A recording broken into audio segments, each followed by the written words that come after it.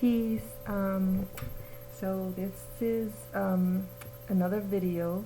In fact, I found that keeping track of thoughts and feelings through the process of making videos has been really rewarding, even though it's been a very short experience.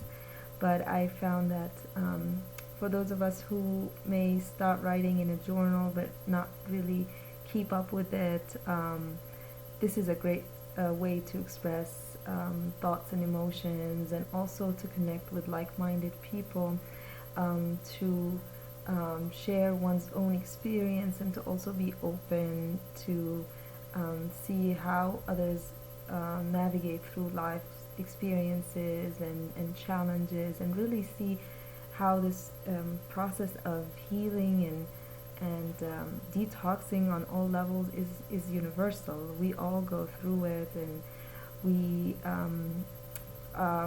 may be all on different paths, but I feel like we all ultimately strive and yearn for the same things in life, and we may go about it in different ways.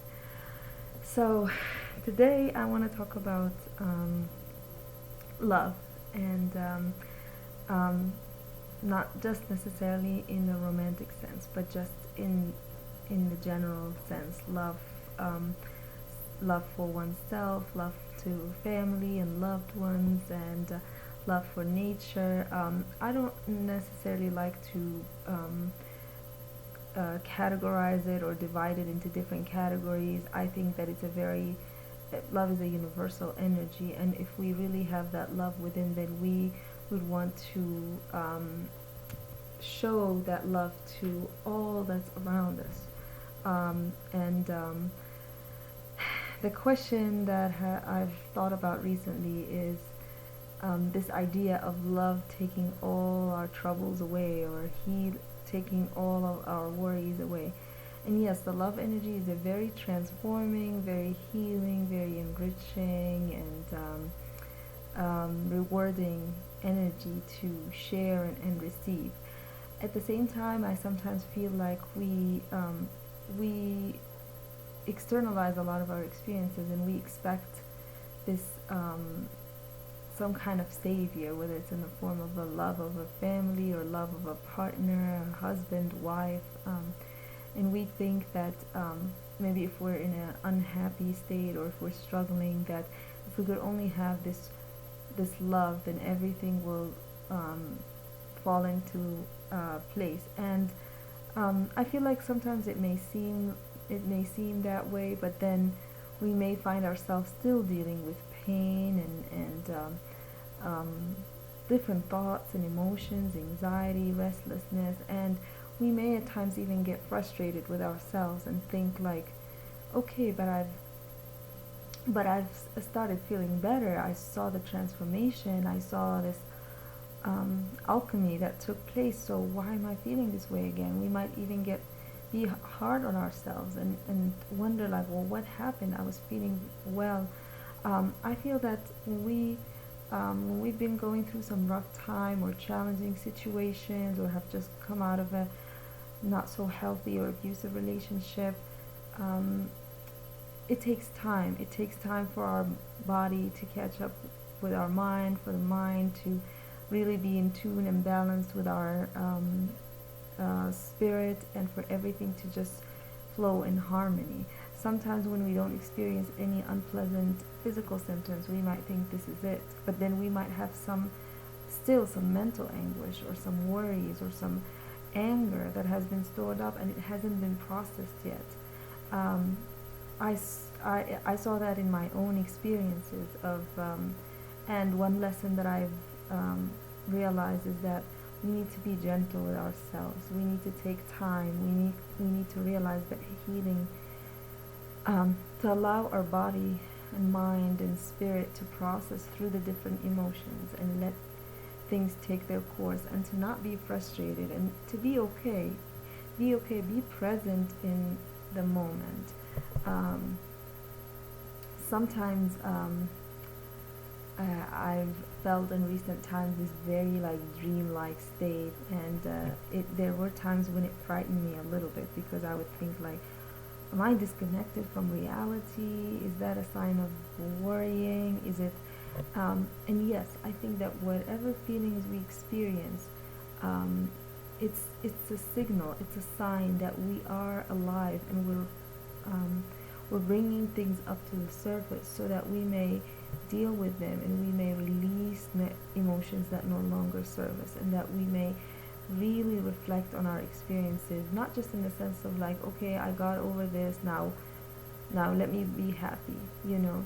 I feel like the more we um, obsess and resist and fear the different sensations in our body that may not seem so pleasant, um, they persist longer. Whereas if we really face those feelings and face those thoughts, whether it's anxiety, sadness, feeling this void inside, feeling a sense of emptiness, feeling like we are not fulfilled by the same things that we've had that used to bring us so much fulfillment and joy. That's not something to be upset or alarmed about. I think it's natural to get upset or frustrated, yet I feel like we need to go beyond that state and really see the blessing in that feeling. Stay with it, but not dwell on it, and not obsess about it, and not be frightened. Fear is very paralyzing. Fear can really stop us in our tracks and not let us move forward and process through things. And fear can have this also grip on our body and our soul that makes us just in a way just put off or delay that process of healing rather than letting things flow. I found that many times when I was experiencing anxiety, or I used to have panic attacks, whenever I would resist the feeling or try to brush it, sweep it under the rug, I would feel a little bit better in the beginning, or the sense of relief, but then things will resurface again. And I used to think that the way to deal with such feelings and sensations in the body that are reflective of what's going on in the mind and where the spirit needs to move and just shake up everything so that we can build on a clean and healthy foundation. I found that whenever that happens, and I persist, then it's only a matter of hitting the snooze button, or just putting things on hold, only to come back in full and stronger force. I found that in times that I really faced that feeling and sort of said, okay, now what? Now what are you going to do? Can you just bring this on a little bit stronger so that I can just experience the full range? And I found that with time, that unpleasant feeling starts to subside, and I start to regain the joy and happiness, and realize also that perhaps that fear was not feeling so happy or feeling under the weather has been a really an opportunity to dig deeper and see, because sometimes we think that we are very limited in our thinking about what brings us joy and what makes us happy. Whereas if we really reflect, and if we take fear and sadness as an opportunity to grow, then we come to realize the infinite range of things around us that can bring us so much happiness and bliss. And I realized also we need to really find that power within to confront our own demons and sadness, and to really heal from past traumas and experiences. Whenever we look for something outside of us as the ultimate savior, I feel like we miss the point, and that whatever that external source is, it will give us a sense of relief and joy for a short while, only for us to realize that there's more. There's got to be more. That we need to really look within and not focus so much on outside, because by focusing also we give up that power. We give up our power whenever we yield or surrender to a negative and toxic situation, but we also give up that power when we say, oh, if it wasn't for this person, if it wasn't for this job, if it wasn't for this um, thing, then I would be feeling so miserable. I think the key is to realize how powerful we are, how strong we are, how we are a reflection of the Creator. We embody that essence, we embody the strength, and we also sometimes it's okay to accept that sometimes we break down, sometimes we experience illnesses of all sorts, and it's usually a warning sign, it's a wake-up call to really look through, sort through matters and just dig a little deeper and see the blessing in everything. Today I was feeling a little frustrated, and that was at a moment when I was simply just looking for an unpleasant feeling to go away, rather than just being in the moment. When I started just embracing that moment and sort of going through it and losing hold on the fear and thinking that everything is permanent, I started to feel a lot better, and I felt empowered, and I felt like, okay, I'm well and I'm alive and I'm thriving and I'm breathing. I really think it's important to realize our potential and our power, and to